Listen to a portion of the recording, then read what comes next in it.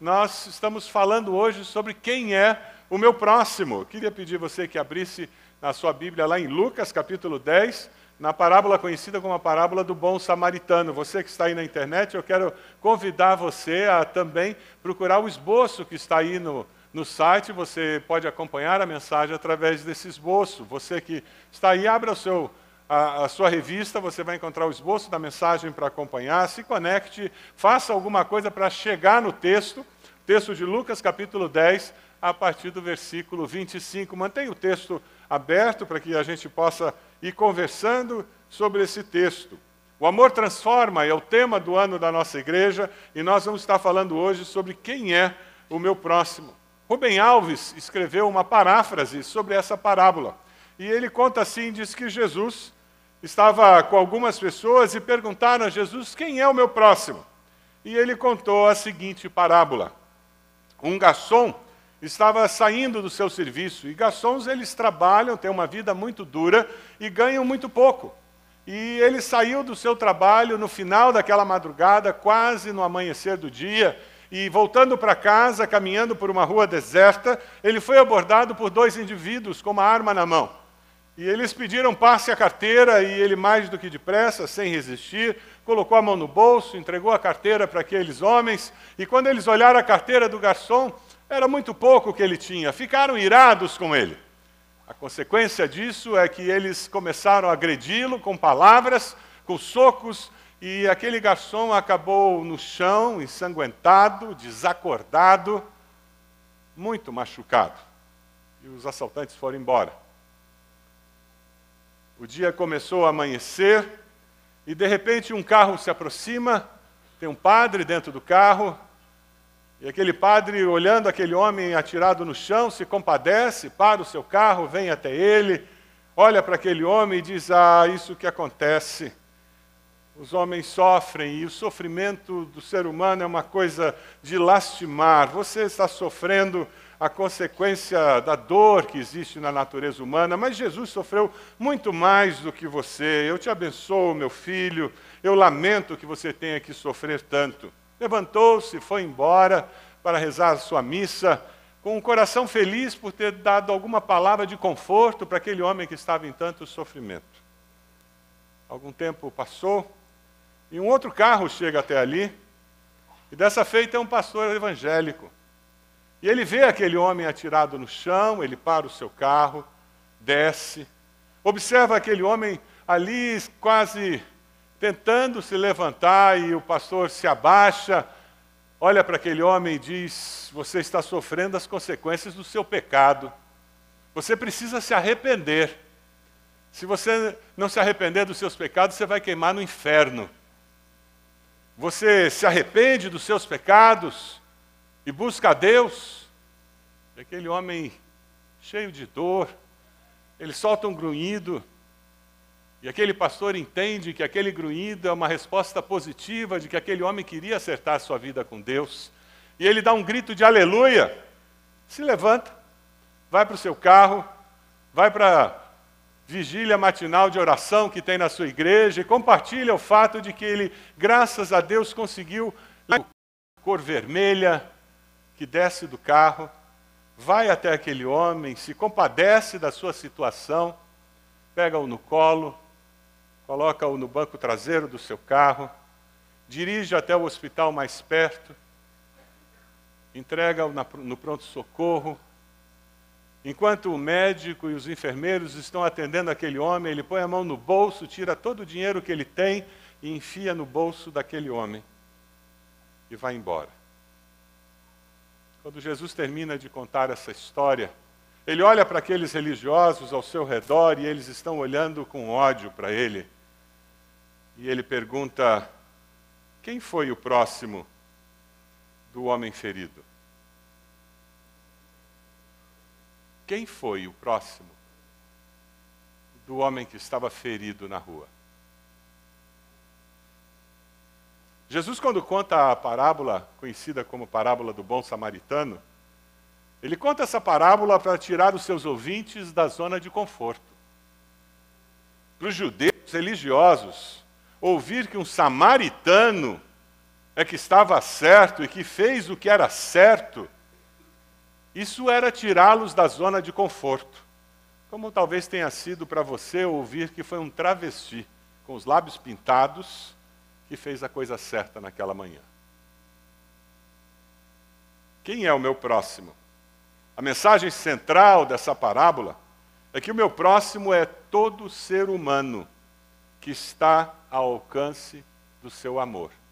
Ponto. Simples como isso. Pode ir embora para casa.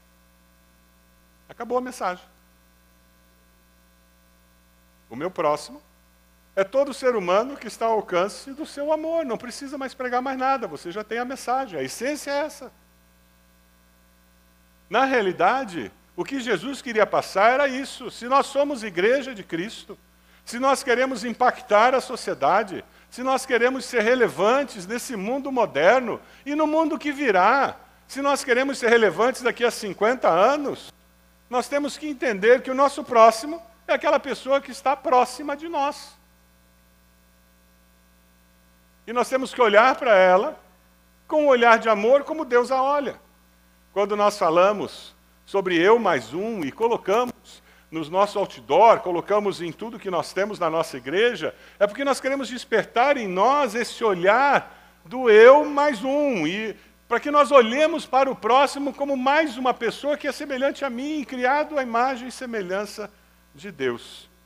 Nós só podemos pensar num amor que transforma quando esse amor alcança as pessoas e faz uma diferença na vida dessas pessoas. É por isso que a visão da nossa igreja fala sobre transformação integral do ser humano. Vamos ler juntos a visão da nossa igreja? Vamos lá? Na dependência, ser reconhecido como uma igreja que promove a transformação integral do ser humano. A missão da nossa igreja complementa dizendo ser uma igreja acolhedora, discipuladora, multiplicadora, que na dependência de Deus promove a transformação integral de pessoas, sociedades e povos. É assim que nós construímos tudo que existe dentro dessa igreja. Nós entendemos que nós não estamos aqui simplesmente para brincar de igreja. Deus nos colocou com um propósito, com uma razão. Quando nós começamos a refletir nessa parábola, nós temos que entender que Deus tem uma missão para cada um de nós.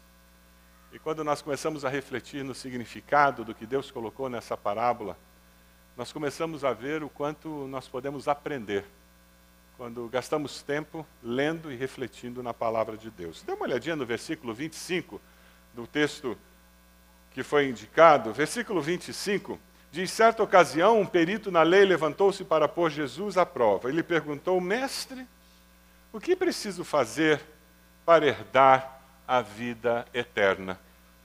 Pergunta a pessoa do lado: você já teve que trabalhar ou conviver com uma pessoa falsa? Pergunta a pessoa do lado. Já teve que trabalhar ou conviver com uma pessoa falsa, fingida? É fácil fazer isso? É complicado, não é? É muito difícil. Esse homem que veio falar com Jesus era falso mestre. Ele não tinha Jesus como mestre. Ele não respeitava Jesus nessa posição. Quando você pensa em relacionamentos interpessoais, quando você olha para o seu próximo, uma das coisas mais importantes que precisa existir é sinceridade. O grito que o próximo apresenta a todos nós é o grito: seja sincero comigo agora, por favor.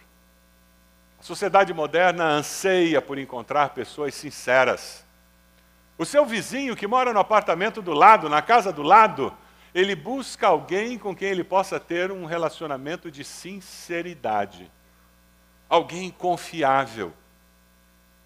Aquele colega de trabalho, de faculdade, de escola, ele procura alguém que seja confiável. Aquele homem chegou para Jesus com uma atitude falsa, e Jesus percebeu. Veja o versículo 26. Jesus responde de uma maneira muito simples, direta, e é assim que você tem que lidar com quem é falso, porque às vezes nós não temos como fugir dessas pessoas, e não podemos ser ingênuos. Jesus, de uma maneira muito direta, objetiva, diz o que está escrito na lei, e ele responde: ame o Senhor seu Deus de todo o coração, de toda a alma, todas as forças, todo entendimento, ame o próximo como a si mesmo. Ele faz menção à base, à essência da fé hebraica, o resumo da lei. Esses são os nossos versículos para 2017, gente. Quando nós escolhemos que 2017 a ênfase seria o amor transforma, esses 2 versículos fazem parte da base bíblica que nós usamos. Quando esse homem dá essa resposta para Jesus, veja como Jesus responde àquele homem, versículo 28. Você respondeu corretamente. Faça isso e viverá. Ponto. Acabou o assunto. Próximo. Quem mais quer falar comigo? Ele está querendo mudar de assunto. Falar com gente falsa é assim, não dê muita trela. Não dê muito assunto. Cuidado. Quem fica mexendo com cobra, sai mordido.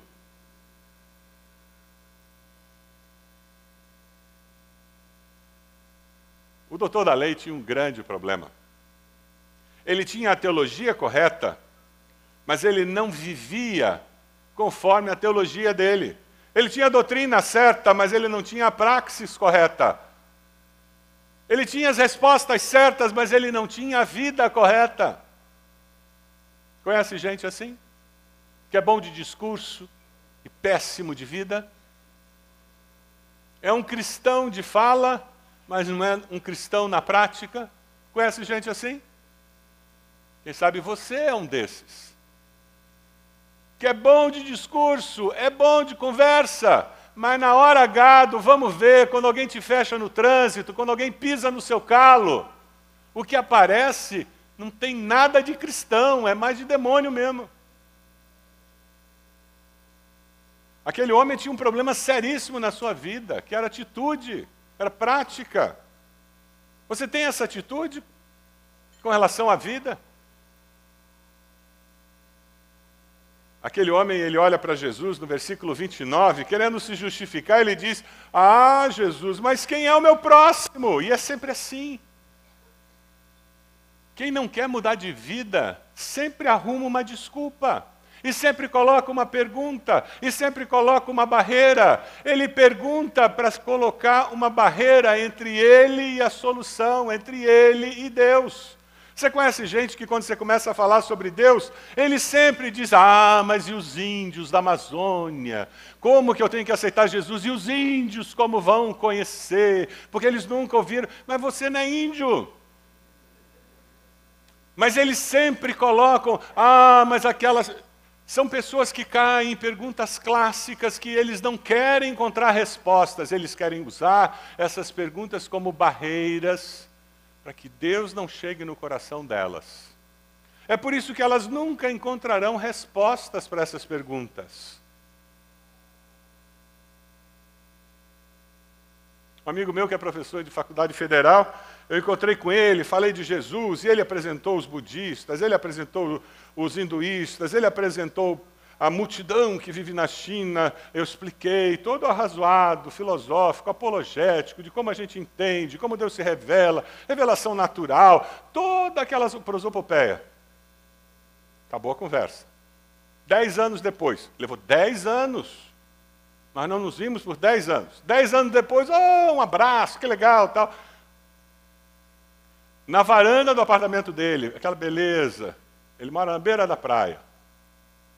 A conversa acabou indo na direção de Jesus, de fé. Você não vai acreditar as perguntas que ele começou a fazer de novo. Quando ele fez a segunda pergunta, eu olhei para a cara dele e disse: 10 anos e você não andou um passo para frente. Ele tinha terminado o doutorado naquela época, estava falando em pós-doutorado, e não tinha dado um passo na frente com relação a Deus. É porque ele não queria dar um passo na frente. Eu olhei para ele e disse: gozado, na área técnica você andou a beça. Você não tinha mestrado, não tinha doutorado e está falando em pós-doutorado agora. Mas na fé você não deu um passo na frente. Sabe por quê? Porque você não quer. A Bíblia é muito clara, ela diz: clame a mim e eu Responderei e lhe direi coisas grandiosas, insondáveis, que você não conhece. Quem busca, encontra. Amém? Se você tem dúvidas, pergunte a Deus. Deus não tem medo das suas dúvidas. Deus não tem medo das suas perguntas. Sabe por quê? Ele tem todas as respostas. Deus sabe todas as coisas. Não se iluda. Deus sabe as dúvidas que você tem e Ele não treme na base. Agora, não se iluda. Deus sabe se você é sincero ou não. Se de fato essas dúvidas são desculpas para não crer, ou se de fato essas dúvidas são perguntas existenciais necessárias para que você creia. E com Deus, ninguém brinca. Ele não vai ser marionete. Deus responde às nossas orações. Agora, aquele homem não queria respostas. Quando Jesus conta a parábola, ele olha para todo mundo e diz: agora eu tenho uma pergunta que eu posso usar para ensinar alguma coisa para todo mundo aqui. E ele conta a parábola. 4 personagens, 2 religiosos, um impuro samaritano e uma pessoa que viajava. 27 quilômetros de estrada perigosa, sinuosa, em que assalto era a coisa mais comum que acontecia. Todo mundo tinha medo de viajar naquela estrada. Até hoje é uma estrada muito perigosa.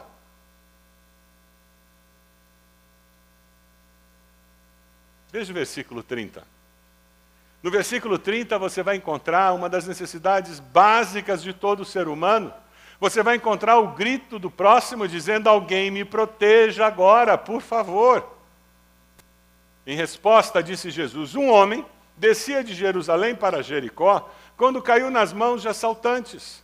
Esses lhe tiraram as roupas, espancaram-no e se foram, deixando-o quase morto. Não parece noticiário, não parece o da Atena? Parece noticiário das 6. Um homem descia do Largo da Ordem para o centro da cidade quando caiu nas mãos de assaltantes. Não parece? Parece relato de coisa dos nossos dias.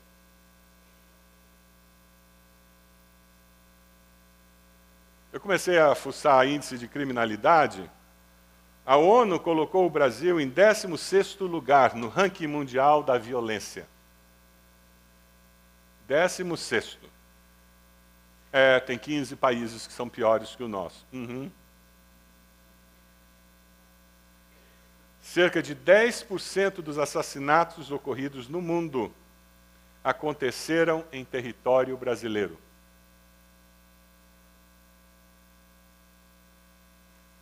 A Secretaria de Direitos Humanos aponta algumas estimativas. Uma mulher a cada 15 segundos, um idoso a cada 10 minutos e 18 mil crianças por dia são vítimas de alguma violência no nosso país. Uma mulher a cada 15 segundos. 1, 2, 3, 4, 5, 6, 7, 8, 9, 10, 11, 12, 13, 14, 15. Uma mulher sofreu violência no nosso país agora.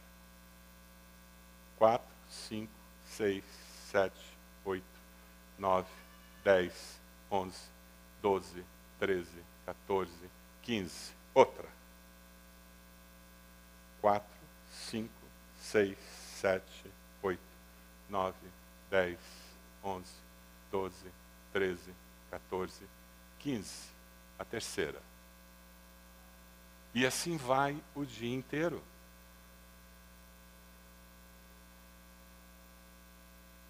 Se isso não mexe conosco, tem alguma coisa errada conosco.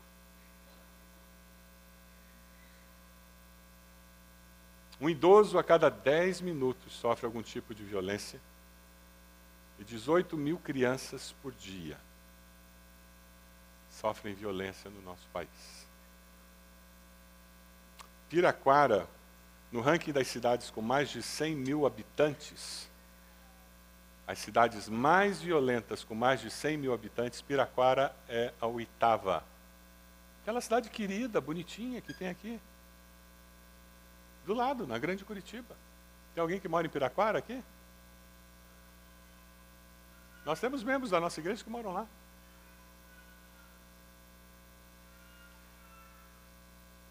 Quando você vê esse quadro mundial e esse quadro no Brasil de violência, e a gente escuta tanto sobre os problemas de segurança, já teve o 101º policial morto no Rio de Janeiro. A primeira igreja batista de Campo Grande está se manifestando nesse domingo publicamente, protestando contra a insegurança no Rio de Janeiro. Alguém tem que começar a fazer alguma coisa. Não dá para ficar mais parado. Omissão também é pecado. Quando a gente começa a ver isso, eu comecei a dizer o que já tem sido feito para nós começarmos a pensar o que mais pode ser feito. Aí eu me lembrei que quando você olha no mundo todo hoje, um dos grandes problemas que existe de violência é o que tem gerado o número de refugiados que nós temos.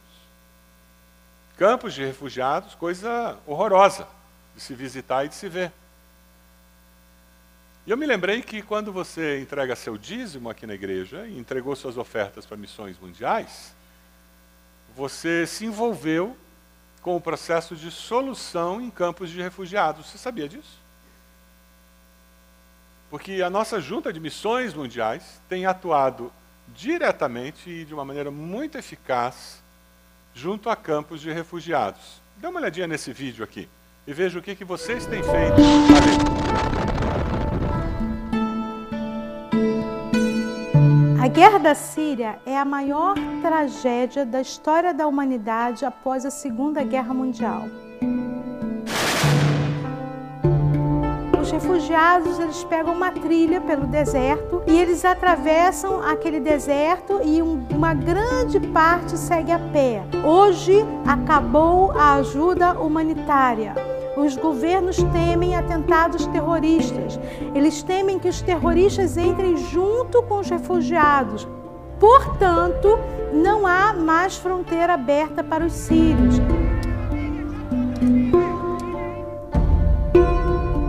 Como levar esperança para um povo que não tem nada?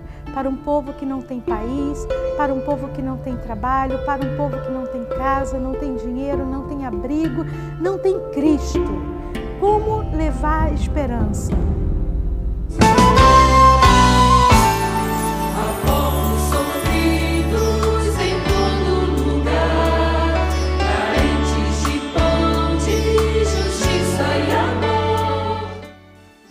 Esse é o trabalho dos missionários que vivem naquela parte do mundo.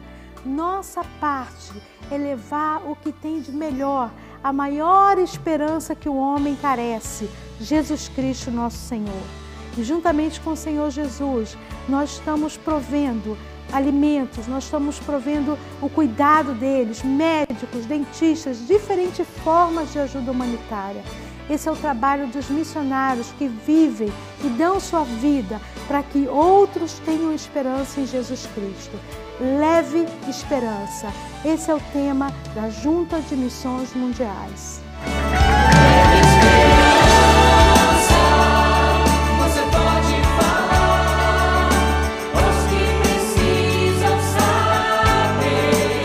No meio dessas histórias, eu escutei algumas, como por exemplo uma mulher que o marido dela foi decapitado e ela, juntamente com a família, um irmão que era paralítico, arrastou todo mundo pelo deserto, os 2 filhos, os pais que eram idosos, e por uma trilha de horror, onde você corre risco de morte. E ela chegou no local onde estávamos e ninguém deu assistência para ela, exceto os missionários. Ela disse que ela odiava cristão, que ela pensava que se um dia encontrasse um cristão, mudaria até mesmo de calçada quando encontrasse um cristão. Acontece que quando ela viu nosso amor por ela, nossa assistência, nosso cuidado, a pregação do Evangelho, ela abriu o coração dela e entregou a vida dela a Jesus Cristo. E eles têm aceitado o Senhor, têm entregue a vida para Jesus E nós, para estarmos continuando esse trabalho, nós carecemos das orações de vocês. Carecemos que vocês olhem para essa parte do mundo com compaixão e o Senhor toque o coração de vocês para entender que essa obra tem que continuar. Então as ofertas, as orações fazem muita diferença para nós que estamos lá. Que Deus abençoe vocês e nós aguardamos a visita de vocês, se assim o Senhor permitir.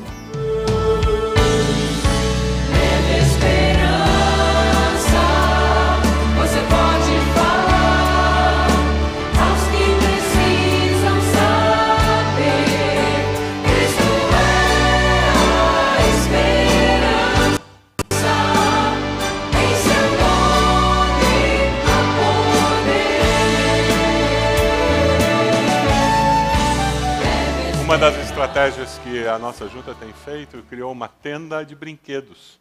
As crianças que estão em campo de refugiados, eles não têm onde brincar, não tem espaço, eles não têm nada, eles foram com a roupa do corpo.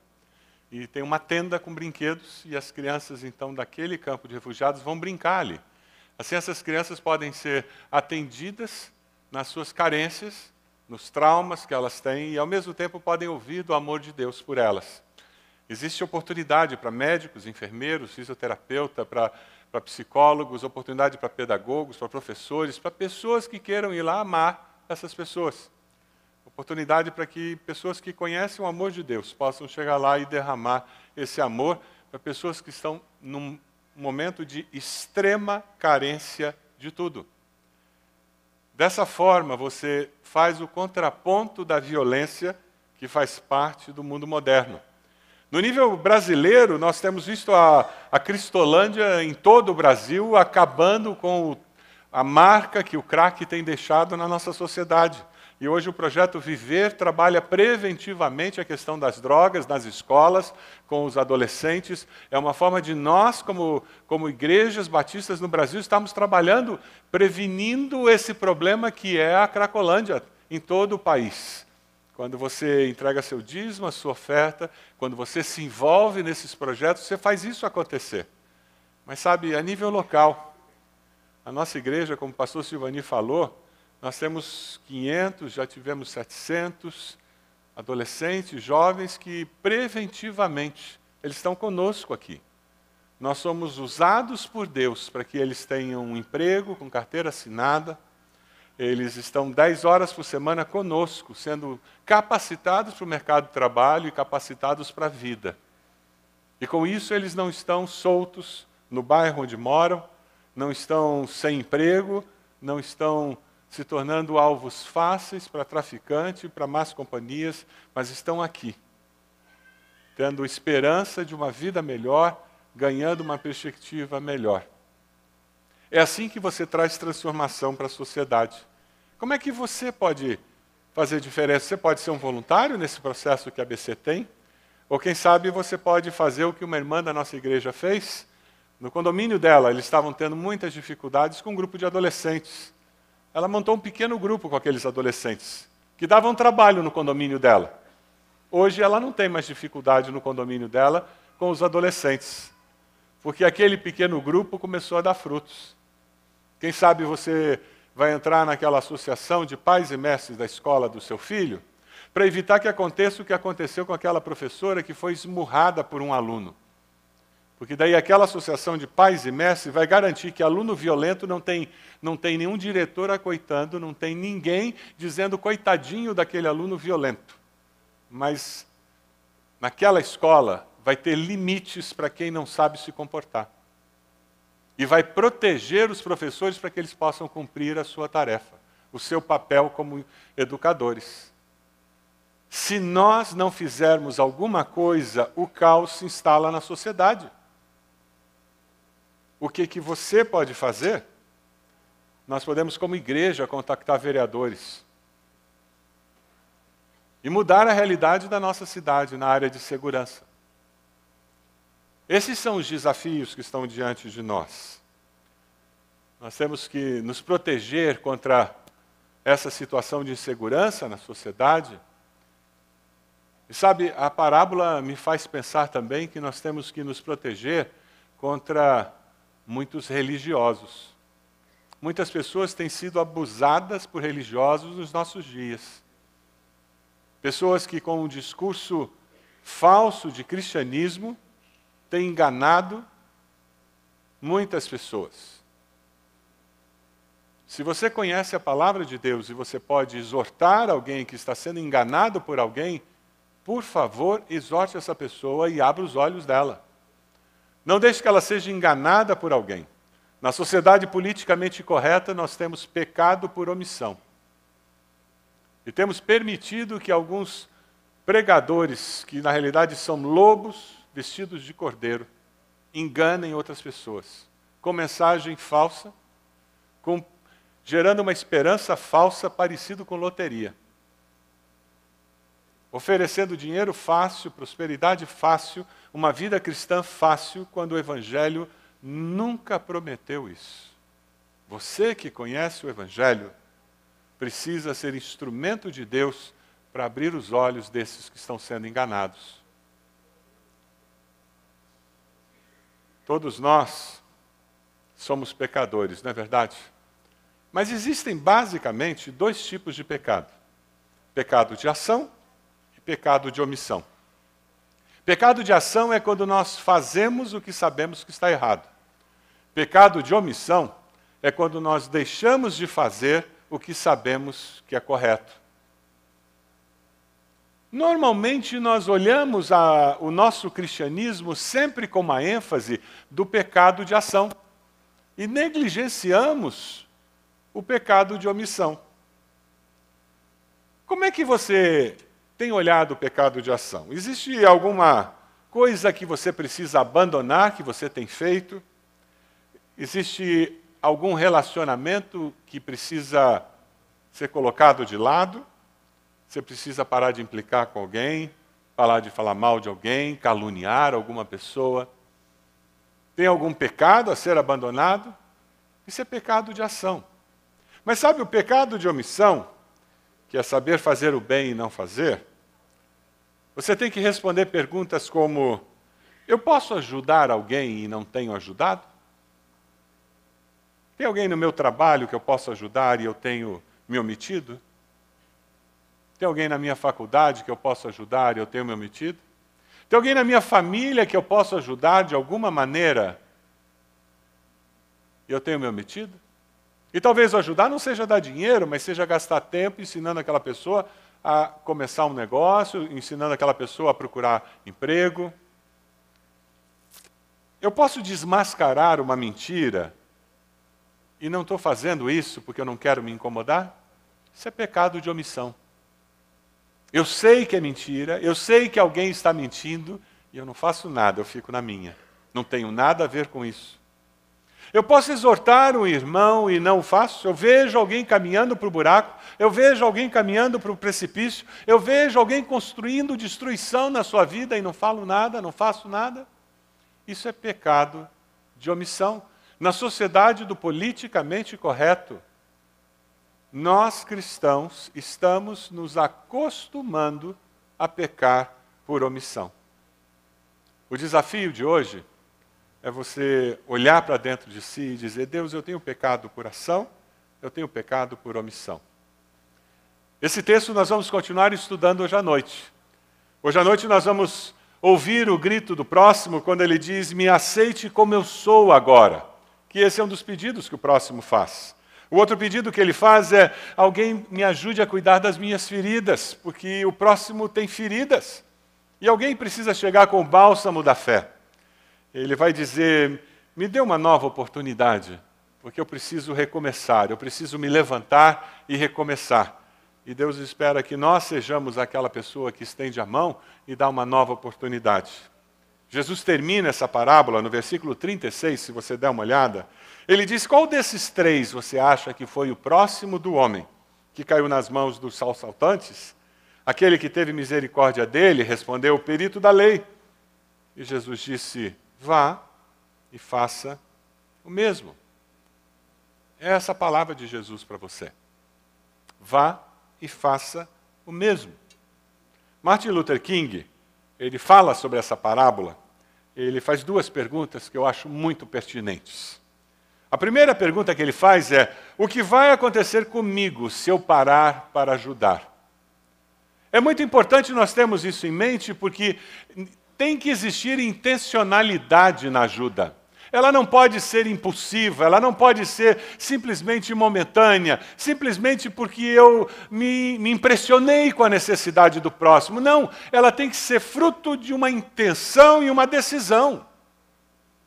É por isso que eu preciso pensar nas consequências da minha decisão.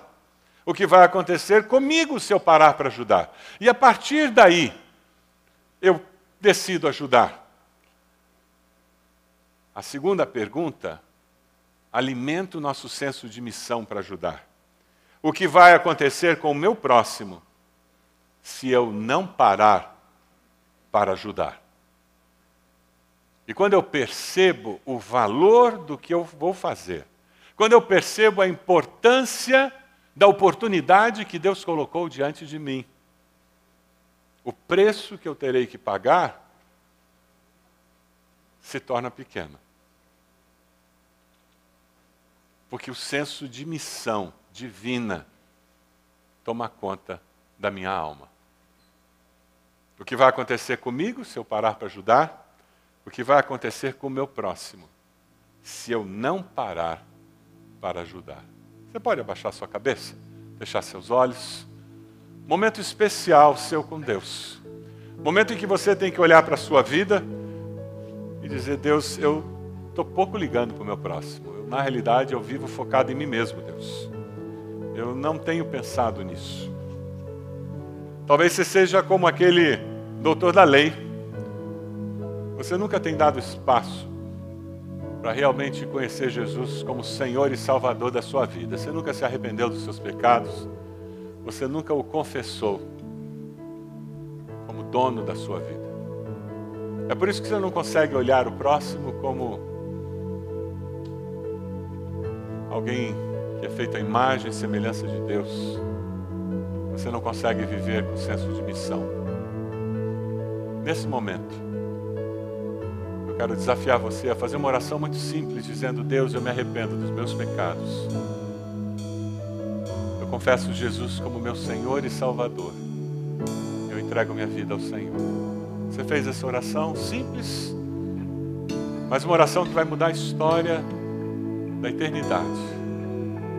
Levante sua mão. Onde você está dizendo: pastor, eu fiz essa oração? Graças a Deus, pode abaixar. Graças a Deus, graças a Deus, pode abaixar. Graças a Deus, pode abaixar. Mais alguém? Levante sua mão. Onde você está? Graças a Deus, pode abaixar. Mais alguém? Lá atrás já vi, pode abaixar. Graças a Deus aqui na frente, pode abaixar. Mais alguém? Levante sua mão. Onde você está? Graças a Deus. Mais alguém? Mais alguém? Onde você está? Graças a Deus. Graças a Deus. Pode abaixar. Mais alguém? Levante sua mão. Onde você está?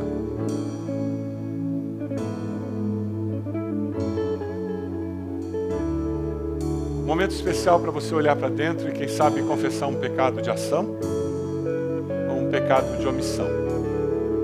O Espírito Santo trabalhando no teu coração.